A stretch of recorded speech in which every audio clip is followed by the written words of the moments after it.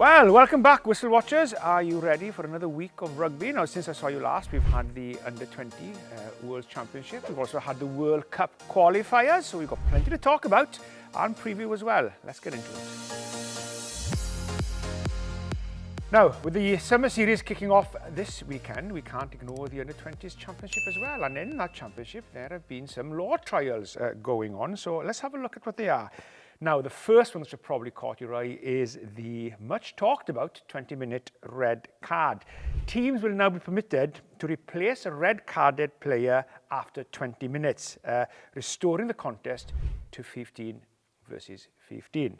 Now, the aim of this is that the 20-minute red card would then prevent the game being ruined by a 15-14. Imagine you get players sent off to the 5 minutes, you're down 14 for the rest of the game.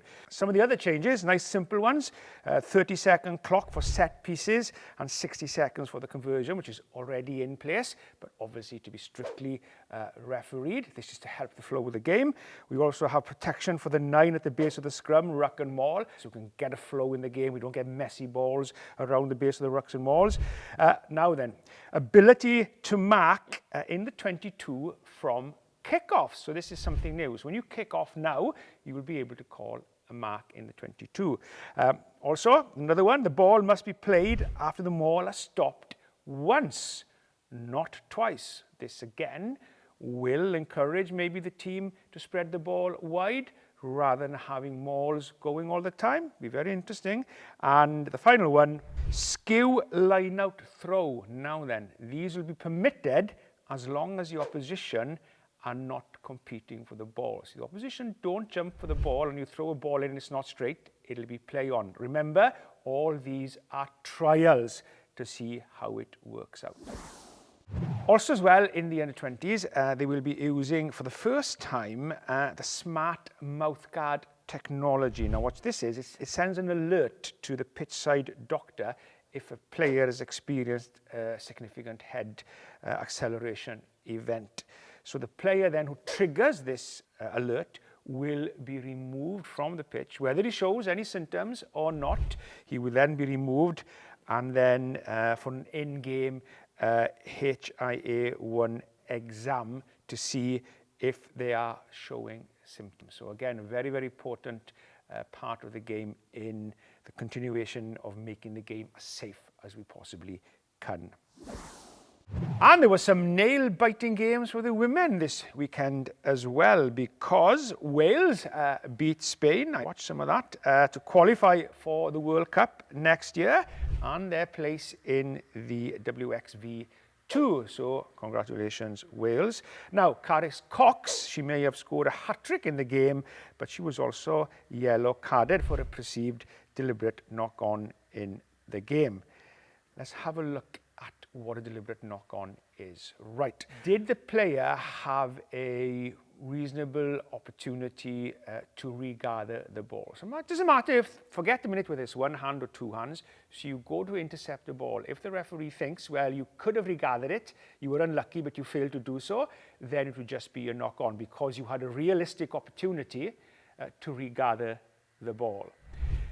Now, if you stick your hand out and you fail to gather the ball, and the referee thinks, well, there was no way you were in a reasonable or realistic position to regather that ball, then they would deem that to be a deliberate knock-on.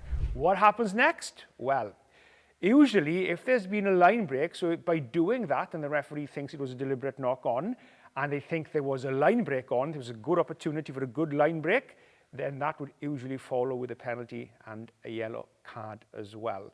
If there's no line breaks, there was really nothing happening, you weren't going anywhere, then usually it would just be a penalty.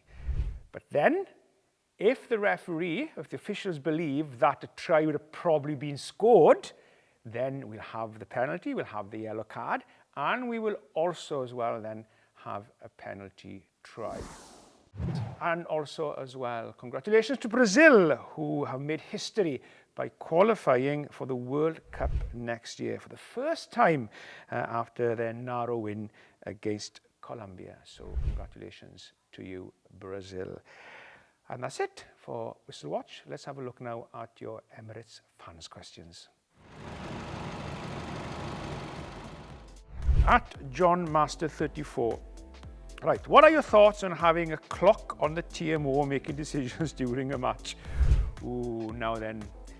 What the TMO should be used for is as a last resort, to make sure we get the big decisions correct. So, bearing that in mind, although I do think sometimes we overuse the TMO and it does take too long sometimes, the last thing I think we want to do is to rush a decision, which needs to be very important. Just remember, that's what the trial of the bunker was for, as we saw during the World Cup, where we send it to the bunker and then they can make a decision on it and the game can carry on. So it's away from that time-consuming pressure as well. What stops a team from deliberately conceding a free kick off a scrum to avoid the scrummaging against a stronger pack? Now then, this is a good point and a concern that many people, including myself, have brought up, because if you're not a strong scrummaging side and you know you're going to be pushed back off the ball for maybe a push of a try, or even you'll be pushed back and then you give a penalty away under the pressure, will you now give a free kick away in order to avoid that? So this has all come down to obviously the referees being on top of the scrum and dealing with the issues. So I'm pretty sure that if a referee feels a team is deliberately doing something, then he will act accordingly and will penalise that rather than just give a free kick. At Robin Morris, do you have any famous players' jersey? If so, which one is your favourite? So I was given a jersey by Owen Farrell and the England jersey when I refereed my 98 Test match, which was France against England in the Six Nations in 2020. I've also got a Brian O'Driscoll signed jersey. Well, it's my refereeing jersey actually, but Brian signed it because it was my 50th Test match, Brian O'Driscoll's last home game. Ireland's last home game in Dublin, because he was retiring that year. So that is in the frame. I got a jersey from Italy and France as well, which was presented to me by the both teams on my 100th and final Test match out in Paris. So there you go, some of my favourite jerseys. And that's it for your Emirates Fans Questions, but I'm sure there'll be plenty more questions next week.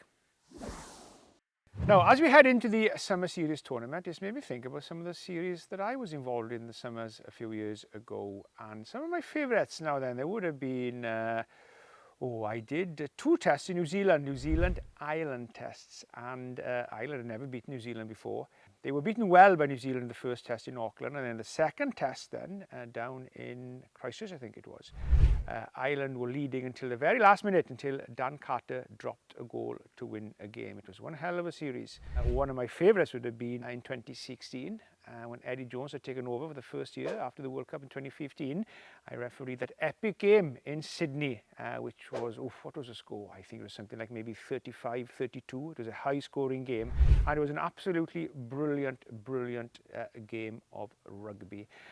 And then one of the other summer tours would be my favourites, would be my first time ever in Fiji, when I refereed Fiji against Tonga, again in 2016, which happened to be the game that I overtook Jonathan Kaplan to become the leading World Cup international referee. And that's it for this week. Next week, I'm sure we'll have a lot of exciting rugby to look back on and a few things to discuss as well. Get your Emirates Fans Questions in, and I'll see you then. Bye-bye.